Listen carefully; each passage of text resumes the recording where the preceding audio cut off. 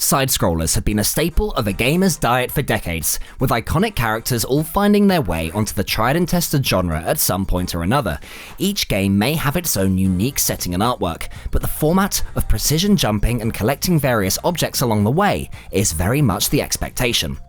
However, out of France in the early 90s came a fiendishly difficult version of this all-too-popular format, RAYMAN.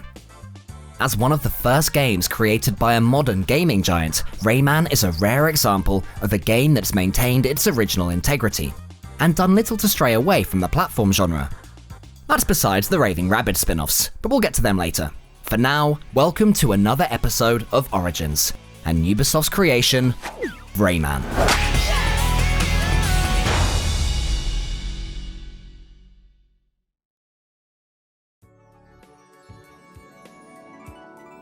RAYMAN was always destined for greatness, with a creator who possessed more than just a love for video games. What began as an escape to magical worlds at a young age transpired to be the nurturing of a passion for the Frenchman Michel Ancel. Born in Monaco in 1972, Michel Ancel was captivated by video games from as early as 6 years old, entranced by the ability to interact with his TV and accompanying Philips video pack, better known as the Magnavox Odyssey 2. Michel also had a fondness for one of the first sets of handheld systems, the Nintendo Game & Watch, which came pre-installed with two different games. The devices had a Game A and Game B, with the latter being a faster and more technical version of Game A. The handheld series began with a very simple Ball title, but across the 80s grew to 48 different games, and even introduced colorized Mario titles. While simplistic in nature, these required precision to play, and Michel obsessed over understanding the in-game physics, sharing his wisdom and playing techniques with his friends. At the age of 12, Michel's school purchased a bundle of computers and introduced an optional lesson of programming. Michel and his friends jumped at this opportunity. However, one lesson a week was only going to take them so far, and for a full year, Michel begged his parents for his own computer to code on at home. He was a diligent enough student that his parents trusted him to not spend all of his time on the computer, and for his 13th birthday, he got an Atari 800 XL home computer. It wasn't the best on the market, being made more in line with normal home use, rather than for programming. Once Michel reached the age of 16, he'd saved up enough money to buy himself an Atari ST, a proper computer for programming. This is when his real work began, and got him noticed by an up-and-coming games development company, which you might have heard of. Quickly adapting to the intuitive Atari ST, Michel began work on a new game, Mechanic Warriors. This hybrid between an arcade fighter and real-time strategy was an ambitious project, but Michel developed some very impressive graphics. He'd started the project to improve his coding and graphics capabilities, and based on the outcome of Mechanic Warriors, this was a huge success. Then, one afternoon, Michel was reading a computing magazine and spotted a competition run by Ubisoft with a top prize of a new computer. Ubisoft had only become established in the past few years, and consisted mainly of 5 brothers from the Guillemot family and a small handful of developers. This competition was intended to simply be a bit of advertising for their growing company, and all entrants had to do was send in an animation video that they'd made themselves to demonstrate their skills. This was easy enough for Michel, as graphics and animation was his main area of expertise. He prepared an animation based on the destruction of the ozone layer, but also sent in his prototype for Mechanic Warriors. He waited to hear back from the magazine, hopeful he'd bagged himself a brand new computer. But when the phone rang, it wasn't the magazine on the other end as he'd hoped. It was, instead, a staff member at Ubisoft. Michel hadn't won the competition, but he had piqued the interest of the company. Ubisoft were even more surprised to find out Michel was only 16 years old, and entirely self-taught. They asked him to come and visit their offices in Paris, which from his family home in Montpellier was a 4-hour train journey, and a big deal to take on alone.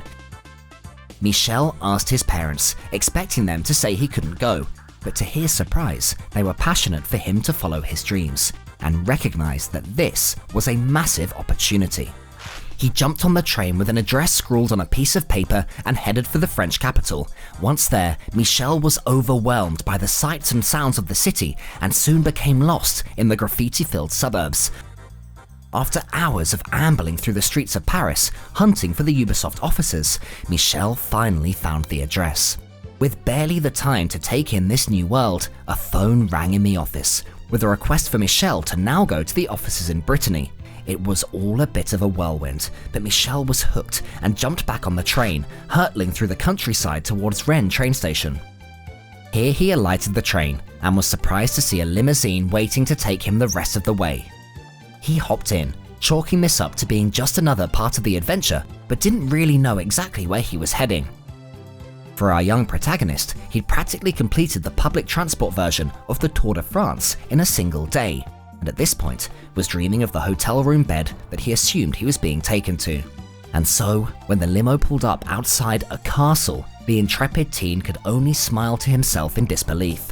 And when we say castle, yes, we mean an actual castle, or chateau, as they say in France. From the front gates of the castle came Gerard Guillemot, one of the brothers of Ubisoft's founding family. Gerard expressed his admiration of Michel's animation and game prototype, and asked if he had any other projects that he could show them. The ever-ready Michel was only too happy to oblige, showing Gerard his latest game, called Brain Blaster. This puzzle game showed a 5x5 grid, displaying a pattern for a short amount of time before quickly disappearing and requiring the player to repeat the pattern from memory. It was clear Michel had a special talent, and Gerard was keen to get him on board. He offered Michel a job as a graphic artist in the castle in Brittany. Michel began working at Ubisoft aged 17, the youngest person on their payroll, and started graphics work on titles including The Intruder and Pick and Pile. It wasn't as glamorous as he'd imagined, but finally, Ubisoft asked him to finish his Brain Blaster game for computers. This was his first published game as lead programmer and designer, and hit shelves in 1990, a few weeks before his 18th birthday. Michel then worked on games for the Game Boy, being part of the design team for the Star Wars adaptation. Ubisoft was still young at this point, so had to remain flexible with the work they took on. However, the castle in Brittany was proving costly to run, and this was simply a price that they could not justify. Ubisoft left the castle and Brittany altogether in 1991, relocating to proper offices in Paris. Michel went with them, but with little in the way of savings, he could only afford a cramped studio apartment. For 6 months he stuck it out, but Michel realised this was no way to live, and he left Ubisoft to return to Montpellier, where by now his family had moved back to. Michel was despondent over his dream job falling through, but Gerard told him to stay in contact, and if he had anything promising in development, Ubisoft would help them produce it. This invitation would soon be taken up, as Michel was about to begin work on something special. Now back in Montpellier, Michel crossed paths with another programmer, Frédéric Oud. They decided to team up and make a game together, using a character that Michel had continuously doodled in the back of his schoolbooks. This limbless character, with a wavy bit of surfer dude hair, was given life and placed into Michel and Frédéric's 2D platform game. With a prototype ready, Michel called Gerard at Ubisoft and set up a meeting. Ubisoft had been growing slowly, and Michel saw this as a great opportunity to open new offices, and did so in Michel and Frédéric's home city of Montpellier. Michel was back on board with Ubisoft, and this time was heading up a complex game of his own. The Montpellier offices dealt with the artistic side of the game, led by Michel, while the physics and mechanics were mainly programmed by the team back in Paris. The game was destined for the Nintendo Super Famicom, but Michel Guillemot changed direction for the hotly anticipated 5th generation of home consoles, including Sony's PlayStation, the Atari Jaguar, and the Sega Saturn. Large Japanese developers like Namco, Nintendo, and Capcom had mastered platform games with titles like Mario and Sonic, to name but a few. Michel was aware that the Asian developers would be planning games for the new consoles, so Ubisoft had to get ahead of them, skipping over playtesting to accelerate the development of RAYMAN. The other issue Ubisoft faced was the risk, with their game being two-dimensional while 3D gaming was growing in popularity. All of Ubisoft's resources were being put into finishing their 2D platformer, but if it failed commercially, a lot of people would be out of work, and their newly opened Montpellier offices would quickly be back on the market. Finally, in 1995, after nearly 2 years of development, RAYMAN was released. Sales on the Atari Jaguar were the strongest at first, but nothing miraculous. However, at this time, the PlayStation had only just been released, and as a result, there were only 9 available games for the console. With little choice, critics felt inclined to test the game out, while current owners of the console would pretty much buy any game to try something new. The game reviews flooded in, which fortunately saw magazines and critics praise its high-end graphics, so much so that many described them as the best 2D graphics of all time. Rayman's gameplay also attracted a lot of attention, as it was, unexpectedly, very difficult, something Ubisoft hadn't foreseen due to the lack of playtesting. But it was more intricate than just simply being hard. It was cause to pull their audience in. The fiendish puzzles and unforgiving platforming urged players to learn the game from a micro level. The methodical, strategic challenge captivated critics, and was enough to set the title apart as something wildly different from the floods of simpler platformers before it. Rayman was a welcome change to the genre, and its popularity started to increase, selling nearly 1 million copies in its first 2 years. And as the PlayStation's sales increased, so too did Rayman's. It became the best-selling PlayStation 1 game of all time in the UK, ahead of titles like Gran Turismo, Tomb Raider, and Crash Bandicoot. Rayman was Ubisoft's first big hit, and once a game is a hit, it's not long until talks of a sequel begin.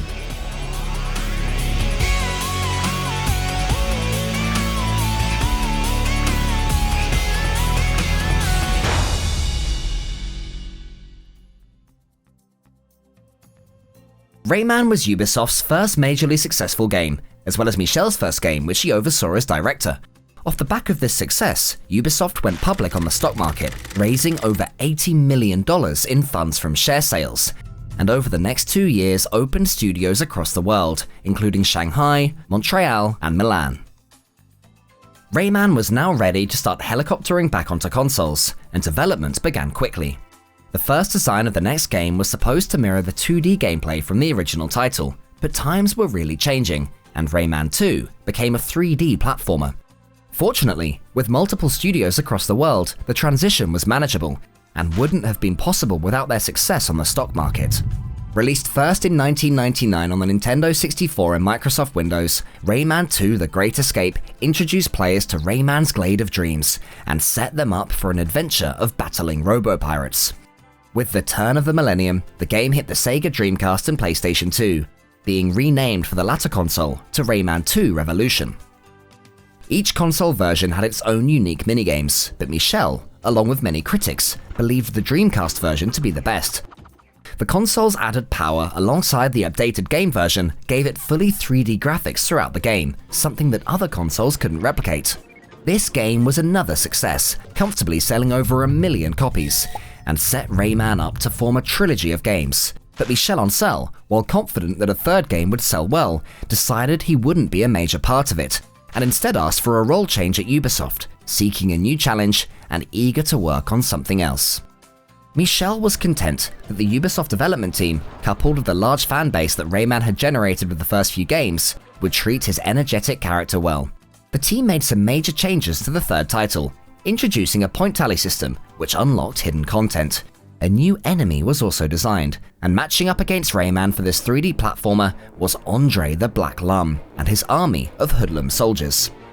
2003 welcomed the third installment, as Rayman 3 Hoodlum Havoc made its way onto the Xbox, PS2, and GameCube, as well as a 2D version for the Game Boy Advance.